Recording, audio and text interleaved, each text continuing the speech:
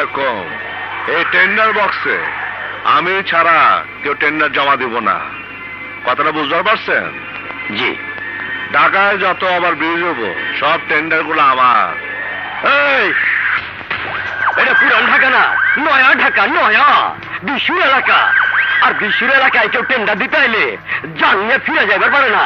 আরে যা, নয়া পুরান বুঝি না, সব এলাকা আমার। আজ তোর মরণ তোর এখানে ডেকে আনছে, মায়েরা তোর গিরা ফাটায় ভালো। এই, এই, তুই আমার কি মারবি? হ্যাঁ,